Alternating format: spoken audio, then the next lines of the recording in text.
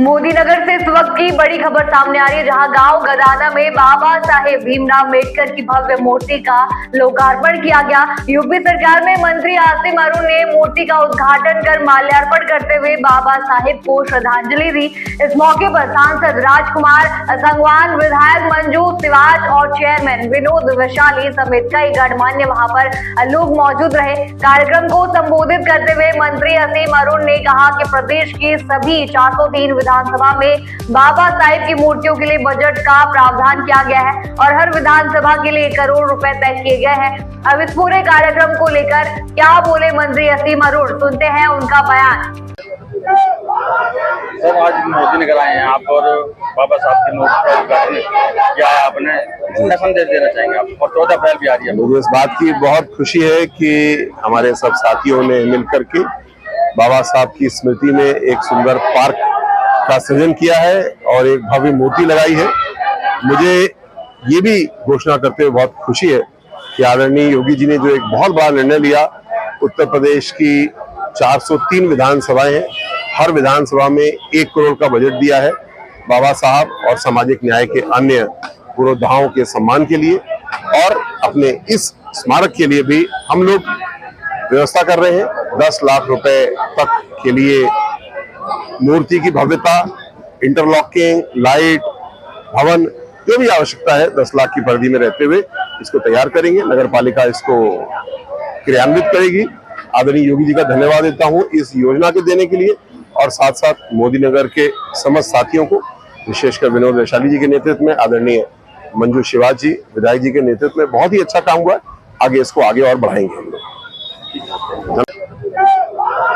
Sir, आज मोदी नगर आए हैं आप और बाबा साहब की मूर्ति का उद्घाटन, क्या आपने क्या संदेश देना चाहेंगे आप? और 14 अप्रैल भी आ रही है। मुझे इस बात की बहुत खुशी है कि हमारे सब साथियों ने मिलकर के बाबा साहब की स्मृति में एक सुंदर पार्क का सृजन किया है और एक भव्य मूर्ति लगाई है।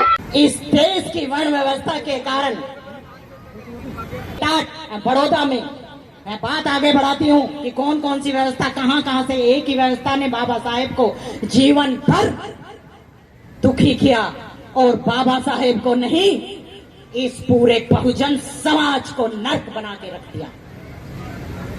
आप आज भी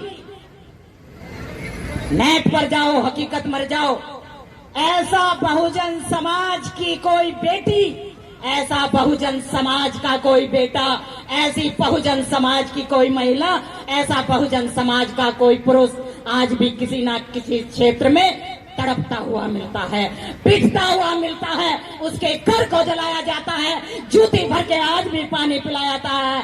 एक तरफ हम कहते हैं सब समान हो गया, तो फिर दूसरी तरफ आज भी ये ऊंच नीच क्यों है? क्यों है?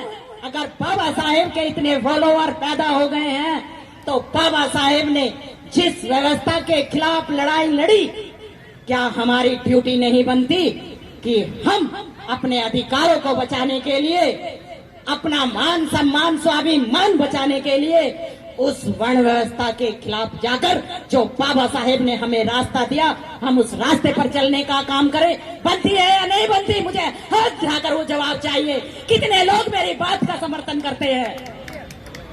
बनती है या नहीं बनती? बनती है। हम बाबा साहेब की बात तो बता देते हैं, लेकिन क्या हमने कभी उस पर मार्ग पर चलने की कोशिश की? अरे आज हम दूसरों के चक्कर में उस बाबा साहेब ने अपने 4 बच्चे, अपनी पत्नी और अपने जीवन का बलिदान करके हमें इतना सुंदर मार्ग दिया और हमें सम्मान का जीवन दिया। आज हम उस मार्ग को अनदेखा कर रहे हैं। अगर आप लोग इसी तरीके से अनजान बने रहे तो आने वाले 20 से 30, मात्र ज्यादा 50 सालों में हमारी जो पीढ़ी पैदा होंगी, उनके साथ वही गुलामियत का एजेंडा सामने आकर खड़ा हो जाएगा।